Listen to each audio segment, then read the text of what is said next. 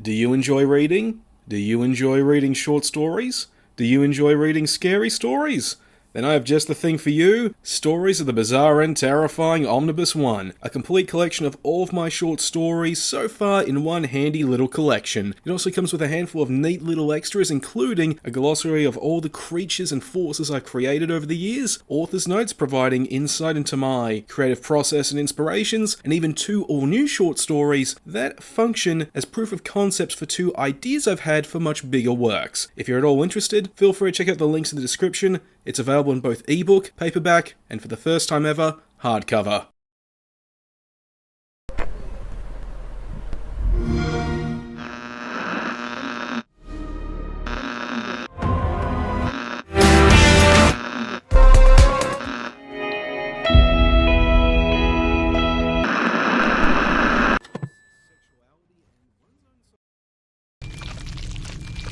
"2023 is over, and to say it was a good year for gaming would be like saying Hollywood had a bit of a bad go last year. With hopefully another good year to match, I decided to do a bit of last minute reminiscing. Look back and talk about some of my favourite games of 2023. Now before I get started, I want to make a few things clear. This is not a top 5 list. These are just 5 games I picked out of a very long list of great titles that either came out, I reviewed, or finally got around to trying over the course of 2023 that I really liked or loved. Though I will admit, some of these can be considered to be top contenders for my game of the year, both as a personal one and, well, for what I reviewed. Now let's get this going with a game whose review was one of 2 that I had to cancel. It's just a bit of water. I only want to listen. Just a little closer. Aliens Dark Descent. This was something I was planning to review, but thanks to a faulty RAM stick brick in my computer, by the time I got that fixed, too much time had passed and I had no choice. I had to cancel it, and move on to what I had planned next. So consider this me making up for lost time. Finally talking about what was a surprise delight for 2023 by being not only one of the best horror games I've played recently, but also one of the best strategy games I have played in a very long time. Something triggered one of our minds. Something I've said before is that the future of Alien as a franchise isn't in the movies but in other media, like books, games, the original novels, audio dramas, and novelizations. They all put the recent films to shame. Our trajectory Dark Descent's story continues. We play as a colonial admin for a Weyland-Yutani colony when a terrorist cult that worship the xenomorphs unleash an outbreak. And now we have to team up with the stranded Colonial Marines detachment to fight back against both of these threats, while struggling to get our ship Void ready. We're on target! Let's see what's inside. I won't lie, some aspects of its story do come off as somewhat cliché, like with the protagonist being bafflingly blind to Weyland-Yutani's corruption, and her becoming a better person as she abandons her selfish personal ambitions. But there is also a lot that's original and works for an Alien story. The cult, for instance, is a solid mystery. It has a lot of twists and turns, and some revelations. And there's a countdown to a nuclear apocalypse that comes into play when things start to get stale, adding some urgency and really testing the player's resource management skills as they try to finish the game before, well, it's too late. Contact! The meat and potatoes of the game is based around real-time squad management. Navigating them through a map to complete objectives while also collecting resources and intel on what happened to the colony. Strategy is king here, taking into consideration the layout of the map, enemy patrols, spawn points, and exploiting every opportunity to make use of guerrilla tactics. So if you go in like oil was discovered on this planet, and you're there to bring democracy, you're gonna have a hard time. As a result, every mission is a tense, and at times, outright scary experience, broken up by some satisfying bursts of action. Every time you overcome a xenomorph surge or complete a secondary objective, man, it is great. Bring him down! Something else that's great about the game is the maps. They are persistent. So when you need to bug out either to bank resources or because you're barely surviving, everything will be as you left it, with sentry guns and remaining resources waiting for you. But you need to weigh whether or not to bug out carefully. Thing is, there are certain resources that you can stack up during a mission that you can't bank once you bug out. Med kits, for example, they don't. So if you have any extra, well, you're not going to be able to bring them back with you. You're back to the original amount you start with, and any sentry guns you left behind, they're going to be broken, they're going to need to be repaired, and that's going to cost you resources to fix them. You also never know when you're crossing a point of no return. These will block you out of entire sections of the map afterwards, so if you left sentry guns or plan to explore that section later on, well, sorry, but screw you. You're not getting them back, and you're not going to get to see what you missed. RPG coming in hot! I don't want to die on this rock! Move on! It also needs to be said this game has something in common with XCOM, in that you will grow attached to your Marines. As they rank up, you'll upgrade them so they become more specialised, and the devs even went the extra mile, having their appearance change based on specialities, rank, perks, and even injuries. Keep in mind, thanks to how the game plays, you almost never see these up close, but them being there shows a love for the IP that is commendable, as well as adding to the stories that you will make with your Marines, regardless of whether or not they survive a mission. Mine got tripped! Mine got tripped! The only other thing I have to say is that I found the number of unlocks for equipment to be lacking. There's not a lot to unlock, and they're spread way too far across the breadth of the game. I wish this was tied to the resource management aspect. Not enough to unlock every type of gun or grenade, encouraging the player to focus on what they know or like, while also giving the player a reason to do another playthrough, so you can see what you didn't pick before and see how it handles against the xenomorphs with the new strategies it gives. But if nothing else, everything feels like it does belong in the Alien universe, so at least that aspect works out. I think we're spotted. I wish I could have given this game a full review upon release, but ultimately, take my word on it, Aliens Dark Descent is not just a great Alien game, but a great game full stop. It successfully pulls off a strategic experience that transcends into the horror genre, and like Fireteam Elite before it, shows that Focus Entertainment were a good choice by Disney to handle the Alien gaming license. Now on to the next game, System Shock. RPG coming in hot! I don't want to die on this rock! Move on! After so many delays, we've finally got our hands on Night Dive Studios' first original title, the Systemshock Remake. This was plagued by development problems that got so bad that at one point, development had to be rebooted from scratch, yet in the end, it was all worth it. With this remake being one of the best games to come out in a year that was full of bangers that weren't all just remakes. Night Dive have lavished this game with all the love and care that you can only get from genuine fans, recreating Citadel Station with such authenticity, attention to detail, and faithfulness to the original layout that those who have played the original 1994 release were able to use their time with that version as a strategy guide for this one, while also retaining a sense of realism, with rooms, maintenance tunnels, and layouts that feel practical because it makes sense for them to be there in universe, rather than because it makes sense for the sake of a level in a game. That's on top of crunchy, pixelated texture work that gives this game a unique stylized look that will stand the test of time better than most modern AAA titles.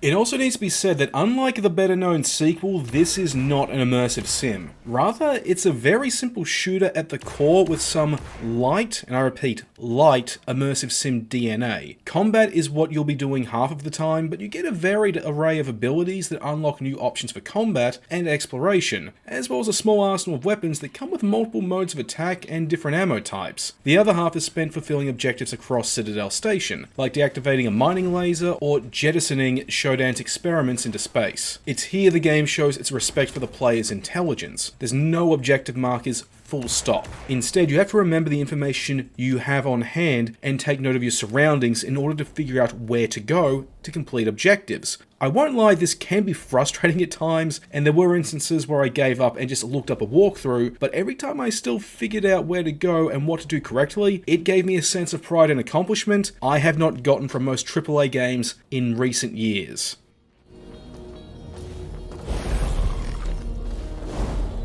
The only real downside to the game though is that thanks to the eventual lack of enemy respawns, the regular backtracking becomes very boring and tedious, and the game loses a lot of its horror atmosphere. But thankfully, it never loses its charm, and the fun factor overall never diminishes. This game truly is the new gold standard for all video game remakes that all others must be judged by, and I mean that wholeheartedly. And now let's move on to the next game, Lords of the Fallen.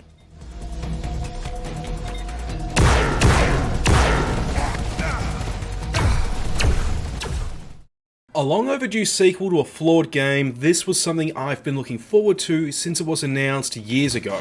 The reason being is that while I saw the obvious flaws in the original Lords, I did still enjoy it. I saw the potential for greatness that could be reached with a few changes to the combat and some experimentation. The new Lords of the Fallen succeeds both at surpassing the original, but also acting as the closest thing we're going to get to a Dark Souls 4. While it is disappointing that the aspects that helped give the original a unique identity are gone, those being the brighter colours, the larger-than-life, high fantasy, Warhammer aesthetic, and are now replaced with a more drab brown and grey colour scheme and a more generic dark fantasy art direction. However, these are made up for by the Land of Mournstead being beautiful in its own right, and a game mechanic that adds a lot of depth to the experience.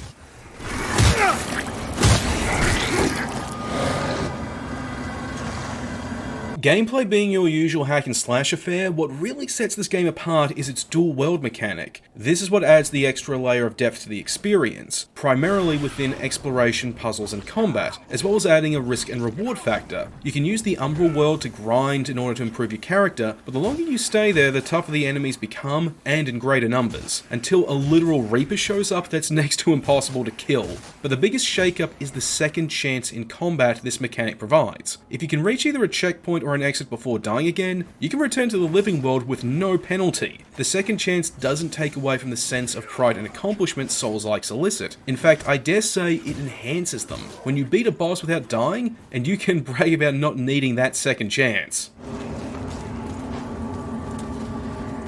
However, it needs to be said that CI games are known for putting out titles that suffer from technical flaws, and this game was no exception. The most prominent of these was the custom checkpoint system. This is a mechanic that works fine, but as you play, you realise they put in too many spots for the bloody things. So you end up saving the resource for one, not because you're worried you won't find a spot, but because you're paranoid there may be one closer to your destination, right around the corner, and you don't want to waste it. More egregious issues though would be the frame rate hitching in areas that are full of particle effects, and the instability of the game's netcode. Every time I worked with another player in co-op, they never left on their own accord. They just got disconnected from me, and this was always after waiting ages for someone to finally show up. This also meant I had no idea if they got their co-op rewards or not, hence why I never threw myself into the game's multiplayer.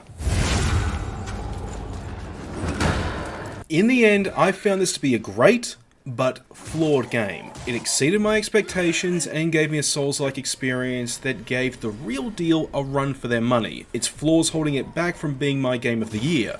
But now, I should start talking about the next game on this list, which isn't actually a game, it's a mod.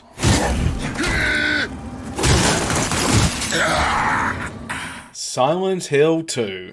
This is one of many classics that came out when I was younger that, for one reason or another, I just never got the chance to try out. Its notorious incompatibility with modern systems on PC certainly didn't help, but then I discovered the Enhanced Edition mod. I was at last able to play what is now easily one of my favourite games.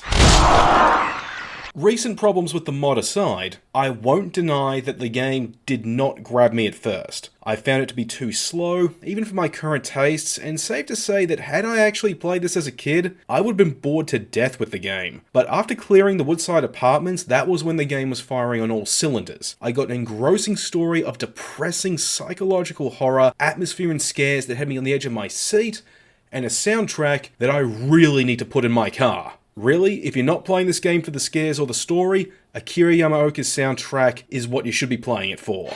Oh my god. Who could have? However, that was the game. What about the mod that actually made it playable for me in the first place? Honestly, this thing did what the HD collection was supposed to do, and a hell of a lot more. It didn't just add visual enhancements, but also quality of life tweaks that showed a love and passion from the devs that outright embarrassed Konami, like being able to apply the mod to other versions of the game. Do you prefer emulating Silent Hill 2? Yeah, you can apply it to the PS2 or the Xbox versions. Do you want to save anywhere at any point? Go right on ahead. Do you want a health icon to warn you when you should use a healing item so you don't have to go into the inventory screen? More power to you! However, I do understand that these may be off-putting to purists, but don't worry, the mod also comes with an executable that allows you to disable or alter various settings related to these tweaks, so you can keep the game as it was right out of the box while also looking crisper, or you can see everything that the devs added to make life easier while you play. The choice is yours, which is awesome. Killing a person ain't no big deal. This mod is just fantastic. I'm glad I found it and finally got to experience the horror of Silent Hill at its peak. It's actually got me more interested in checking out the remake when it comes out as well. If you're like me and you never played it before, then this is an absolute must play, especially if you are interested in seeing what the remake is like. Now on to the last game, Boulders Gate 3.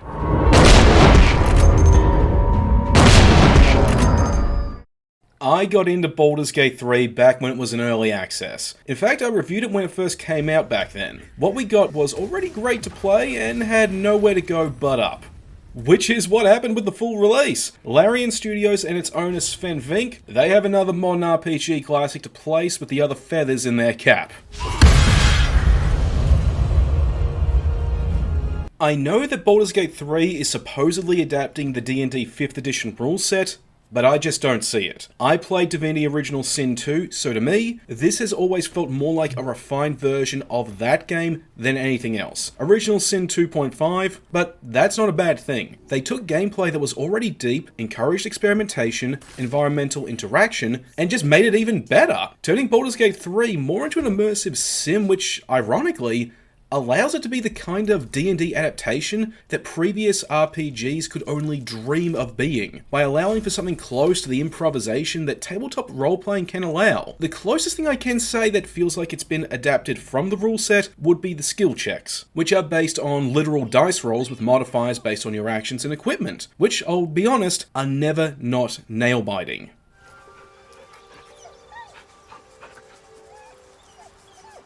The story of Baldur's Gate 3 is also well realised with interesting and unique characters, both among your companions and the NPCs. Some of my favourites would be the likes of Astarion, a dandy vampire spawn who jealously longs for power and freedom, Lae'zel, a Githyanki warrior who's insecure and longs to prove herself to a god queen, Karlach, a tiefling barbarian muscle mummy who's a top waifu candidate, and then there's also a potential player character, the Dark Urge. Playing with this origin over the others for your character unlocks all new narrative routes and story beats that can drastically change how the game's story plays out, outright changing the experience into something that's more like a horror story in certain moments as you try to understand your compulsion to kill and defile in Baal's name. This character origin also adds an extra connection to the story of the original games that made up the Baalspawn saga, so this is a real nice delight for longtime fans, and also gives you another reason to do another playthrough.